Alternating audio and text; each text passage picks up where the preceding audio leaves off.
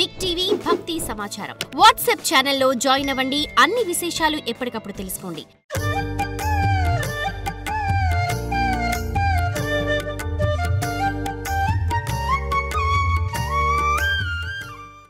ప్రద్యుమ్న దేశంలో ఉండినది, ఋష్యశృంగునిచే సేవింపబడినది, మాతృత్వంతో నిండి ఉన్నది, ప్రచండమైనటువంటి తేజస్సు వల్ల దుర్భరంగా ఉన్నది అయినటువంటి శృంఖలాదేవిని తన తేజోమండలాన్ని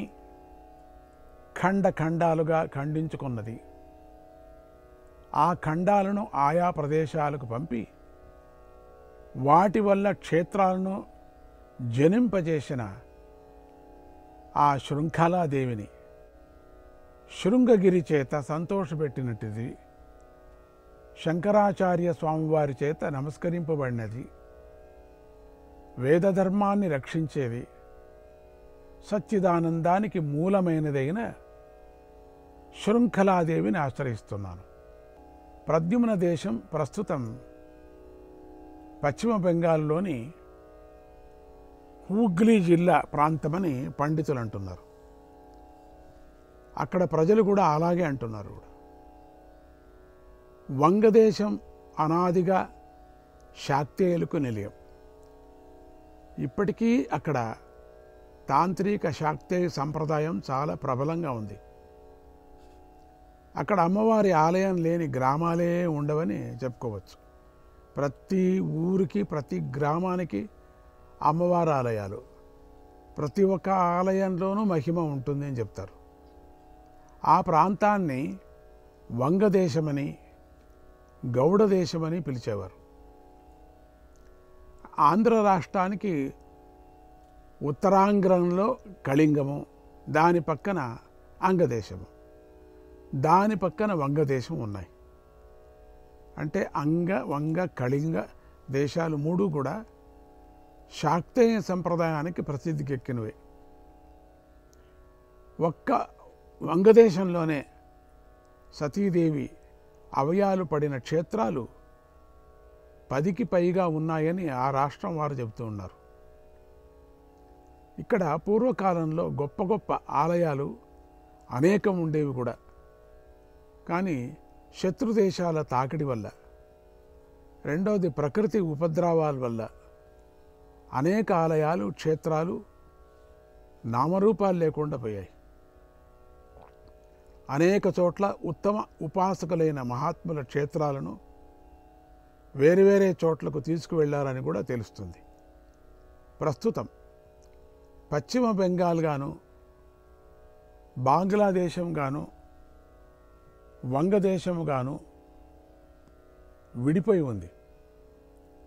ఈ రెండు ప్రాంతాల్లోనూ కూడా శృంఖలాదేవి అనే క్షేత్రం ప్రస్తుతం ఎక్కడా కనిపించడం లేదు. కొందరు హూగ్లీ జిల్లాలోని పాండుపా గ్రామంలో గల దేవియే శృంఖలాదేవి అంటున్నారు. ఇలా కనిపించకపోవటానికి శత్రువుల తాకటి వంటి రాజకీయ కారణాలే కాక మరికొన్ని ఆధ్యాత్మిక కారణాలు కూడా ఉన్నాయని పెద్దలు చెప్తూ ఉంటారు. వాటిని మనం కొంచెం పరిశీలిద్దాం. పూర్తిగా అయ్యలేదు, కొంచెం. శృంఖలాదేవి అనేటువంటి పదంలోని శృంఖల అనే పదానికి సంఖ్యల అని ప్రసిద్ధమైన అర్థం. అప్పుడు శృంఖలాదేవి అంటే సంకెళ్ళు విడిపించే దేవి అని కానీ, సంకెళ్ళు వేయబడినట్లుగా కదలకుండా ఉండేదేవి అని కానీ అర్థం చెప్పాలి. కానీ ఈ సత్యం ఇది కానే కాదు. రెండు కూడా పచ్చి బాలింతరాలు వేసుకొని నడికట్టుకి శృంఖల అనే పేరుంది. కొత్తగా ప్రసవించి చంటివాడికి పాలిస్తున్న రూపంలో ఉన్న తల్లి కనుక ఆమెను శృంఖలాదేవి అన్నారు. ఆ రూపంలో ఉన్నది అమ్మవారు. పసివాడికి పాలిచ్చినట్టుగా కనపడుతున్నది. అందుకని శృంఖల అనేటువంటిది. వడ్డాణం, పెద్ద వడ్డాణం వేసుకున్నది. అంటే పొట్ట కింద జారిపోతుంటే కొంతమంది బెల్ట్ వేసుకుంటారే, ఆ బెల్ట్ వేసుకున్న వాళ్ళంతా శృంగలమ్మ అని చెప్పుకోవచ్చు, ఏం తొందర లేదు. వాళ్ళందరినీ కూడా శృంగలమ్మ గారు అని పిలిచవచ్చు. కొంతమంది మగవాళ్ళు కూడా బెల్ట్లు వేసుకుంటుంటారు, వాళ్ళని శృంగలప్ప అని కూడా పిలుచుకోవచ్చు, ఏం తొందర లేదు. వాళ్ళకి నమస్కారం కూడా చేసుకోవచ్చు. తిని ఇంకేం పని లేదు, ఆ టీవీ చూస్తూ ఉండేది, తింటూ ఉండేది. ఏం క్రికెట్లు లేవు, బేస్బాల్ లేవు, ఏమీ లేవు. ఒట్టి టీవీల్లో ఏదో సీరియల్ వస్తూ ఉండింది. ఇప్పుడు ఆ లాక్డౌన్ నుంచి అది కూడా పోయాయి, సీరియళ్ళు పత్తా లేవు. ఏదో పాత సీరియల్ అక్కడెక్కడ చూపిస్తూ ఉంటారు, ఏదో ఒకటి. మొత్తానికి సినిమాలు ఉన్నాయి కదా, అది ఏం యోచన లేదు కదా, దండు ఉన్న సినిమాలు. ఆ సినిమాలు వేసుకునేది, తింటూ ఉండేది. కొనాకేం తిరగటానికి కూడా లేదు, చిన్న ఇల్లు కదా, తిరగలేరు. అప్పుడేమవుతుంది, తినిందంతా ఎక్కడ పోతుందండి? మన సొత్తే కదండి, ఎక్కడా పోదు. కొంచెం మాత్రం బయట పోతుంది, మిగతాదంతా ఇక్కడే ఉంటుంది. అది లేచినప్పుడు ఒక మాదిరి పొట్టంతా బరువు అవుతుంది, బెల్ట్ వేసుకుంటారు. అది శృంగలప్ప శృంగలమ్మలు చాలా లాక్డౌన్ అయ్యేంత వరకు, లాక్డౌన్ పూర్తి అయ్యేంత వరకు ఒక్కొక్క ఇంట్లో 2-3 శృంగలప్పలు, 2-3 శృంగలమ్మలు ఉంటారేమో తెలియదు. అందుకని అది ఆ పేరు అమ్మవారికి వచ్చింది, శృంఖలాదేవి అని అమ్మవారికి ఆ పేరు. అమ్మవారికి అందుకు మనం కూడా పెట్టుకోవద్దు, దానికి వెళ్ళేది. ఈ క్షేత్రంలో సతీదేవి యొక్క కన్ను పడ్డదని కొందరు, అంటే అమ్మవారిని సతీ అగ్ని ప్రవేశం చేసినప్పుడు అమ్మవారు శివుడికి పిచ్చిపెట్టి ఆ శరీరాన్ని పూర్తిగా కాలుతుందా, కాలేదు కదా, ఆ శరీరం అగ్నిదేవత కదా అమ్మవారు, కాలేదు, శరీరం అట్లే ఉండిందట. ఆ అగ్నిలో అట్లా కొంచెం ఏదో కాలినట్టుగా చూపించింది అంటారు, కానీ కాలేదు అది.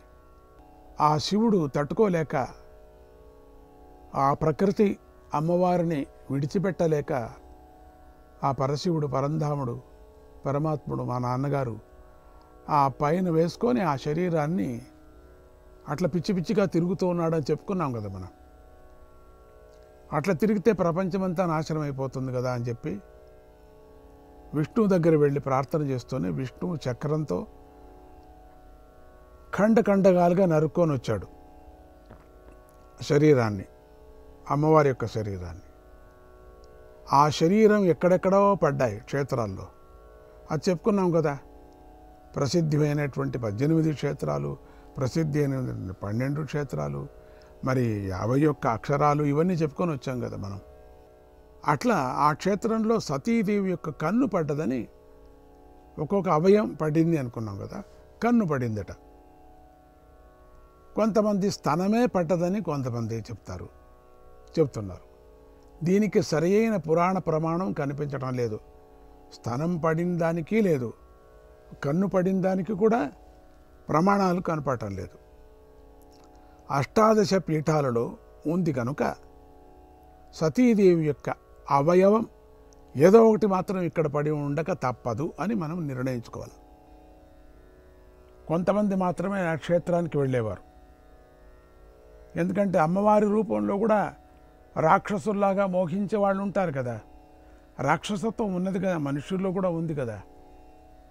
అమ్మవారి విగ్రహాలు చూసినప్పుడు కూడా, అమ్మవారు ఫోటోలు చూసినప్పటికి కూడా సినిమా యాక్టర్లకు పోలుస్తారు చాలామంది. అట్లా పోల్చే వాళ్ళంతా రాక్షసులు. వాళ్ళు రాక్షసులు కాకపోయినా ఎల్లయ్య, భీమయ్య, రామయ్య అయినప్పటికీ కూడా రాక్షసాంశం ఉంది వాళ్ళలో, వీళ్ళకి. అందుకని వాళ్ళు ఆ యాక్ట్రెస్ కింద పోలుస్తూ ఉంటారు. వాళ్ళ అమ్మ కింద ఎందుకు పోల్చుకోరు నాకు అర్థం కాలే. పోలిస్తే మంచిది కదా, మా అమ్మ అని అంటే దాంట్లో గౌరవం వస్తుంది కదా. అమ్మ కింద పోల్చరు ఎవరు కూడా, కామం కింద పోలుస్తారు. అదిగాక ఈరోజు వచ్చే ఫోటోల్లో సినిమా యాక్టర్ ఫొటోసే వేస్తున్నారు కూడా. ముఖం అన్ని అలంకారాలంతా చేసి ఏదో ఒక సినిమా యాక్టర్ ఫోటో, తలకాయని ఎవరి తలకాయకి ఎవరైనా వేయచ్చు. ఈ ఇంటర్నెట్ యుగంలో ఎవరి తలకాయకి ఎవరికైనా వేసుకోవచ్చు, ఎవరి చేయికైనా వేసుకోవచ్చు, ఎవరి ప్రీతి ఇంకొక ప్రీతికైనా వేసుకోవచ్చు. ఇష్టం వచ్చిన టెక్నాలజీ వచ్చేసింది ఇప్పటికి.